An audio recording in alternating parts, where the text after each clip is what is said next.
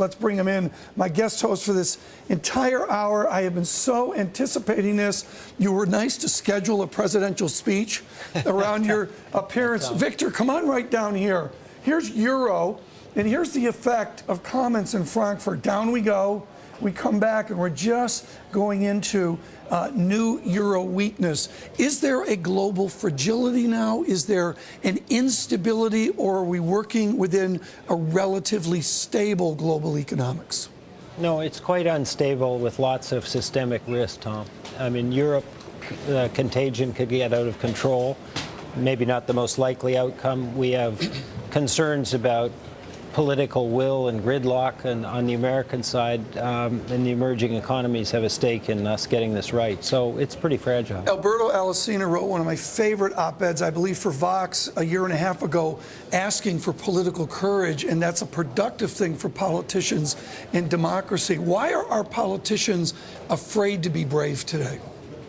I think the polls are telling them that we're sufficiently badly divided as citizens that a bold move is a risky move, and their risk aversion is holding us back. Here's a chart, folks, and this gets to the next convergence. You can see it down here, Professor Spence, down here. Dreaded first chart. This is what we don't want to do, how not to grow. This is Japan, top line GDP. So you take their real GDP and you add on deflation, you roll over and trend down. Martin Feldstein once told me this was an outrage. They got so much wrong here. When you study the lessons from the Japanese experiment, what do we need to avoid most?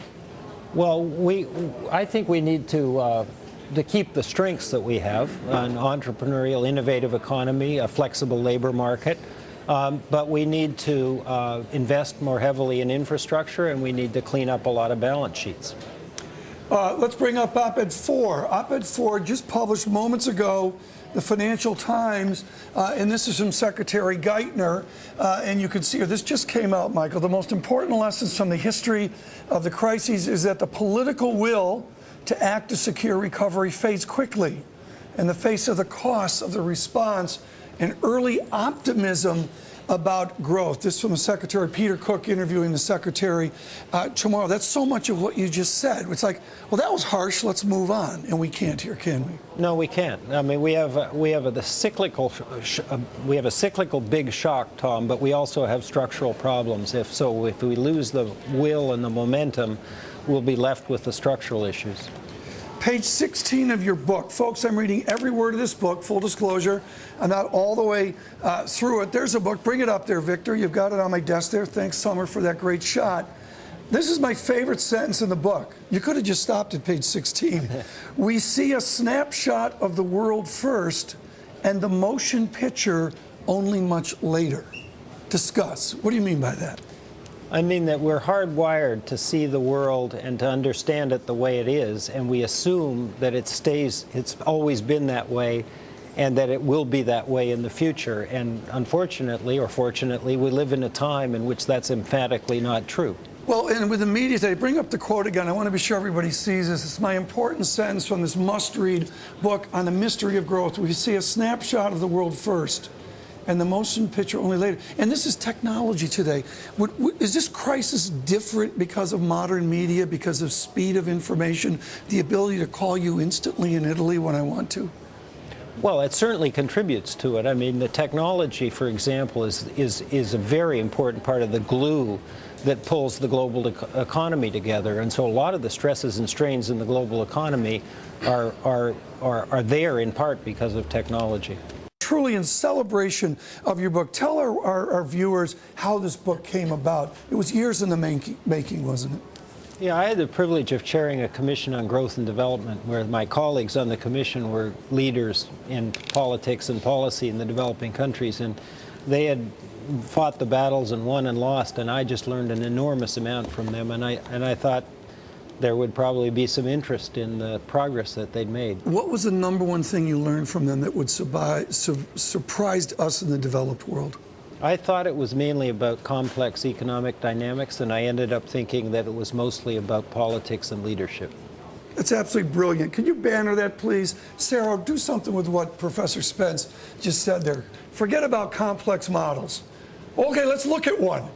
here, let's bring it up here, and we do this with great reverence for Robert Solow, 1956. This chart's a little truncated. Bree did a great job with this chart. It's a square chart in the classic 56 paper, and we sort of horizontaled out. You want me to explain this?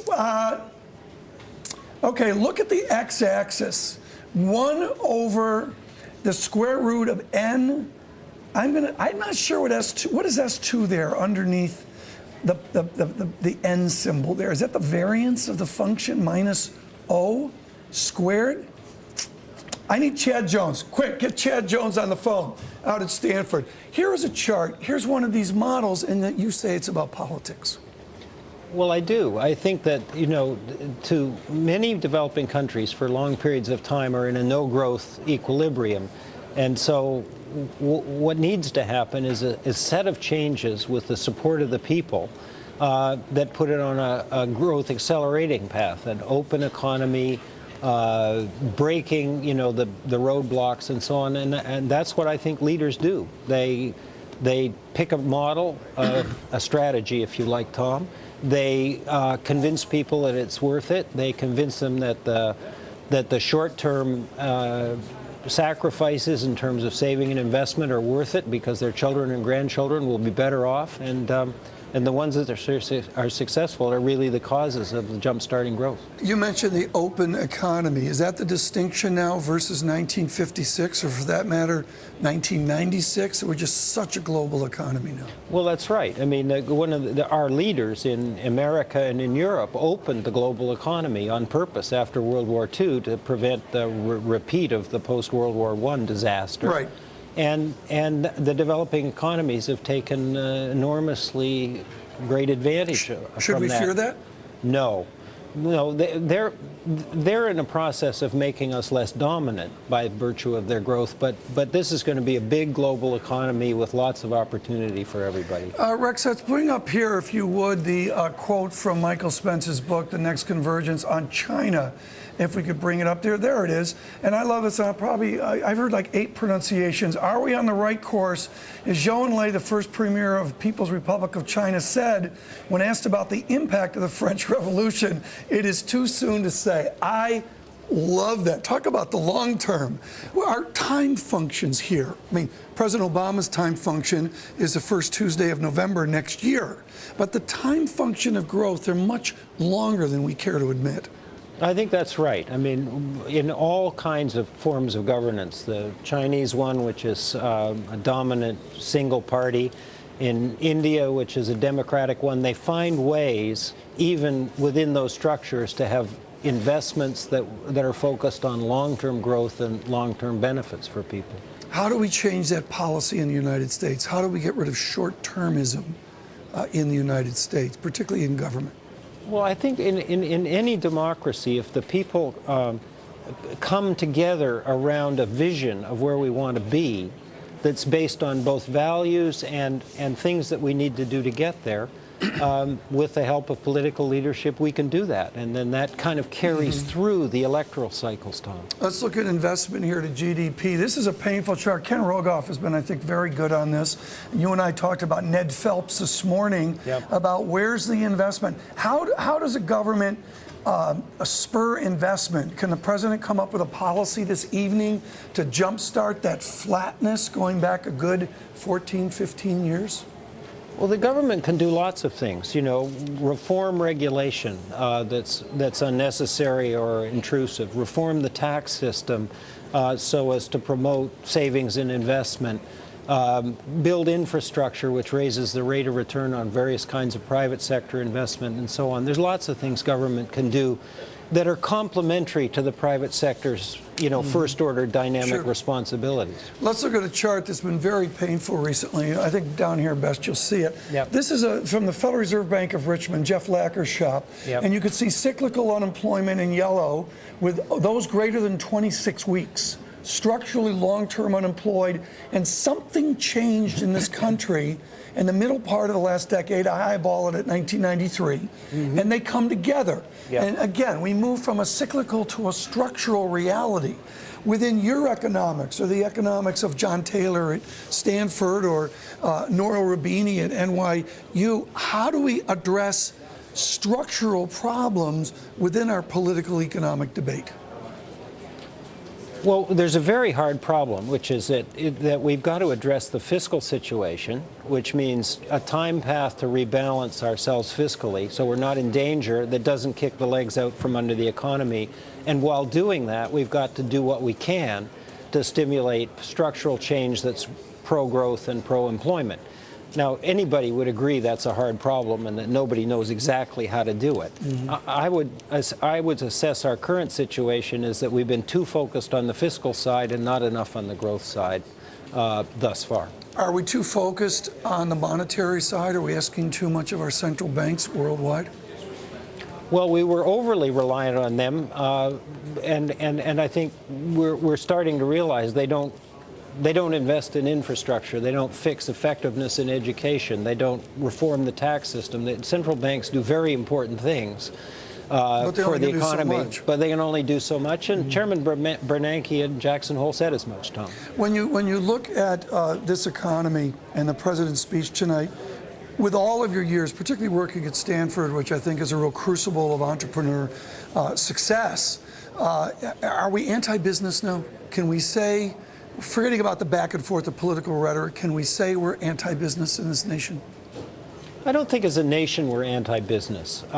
We had a bout of anger with the financial community coming out of the crisis that probably made us sort of anti-financial, and it spilled over. And there's skepticism about business.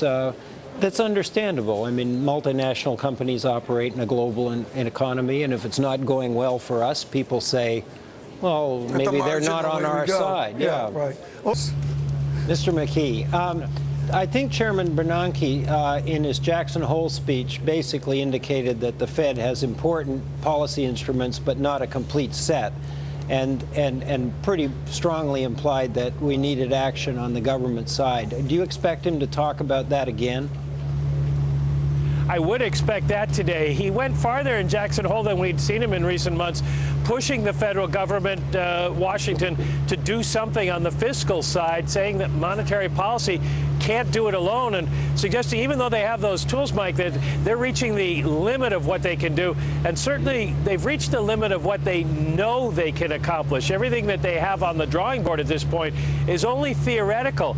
It's not really been tried in practice. So the idea that they can use some of these tools, interest on excess reserves, or a change in the language, or even Operation Twist, the one time they tried it didn't have much of an effect. They think these things will work, but they don't know they will.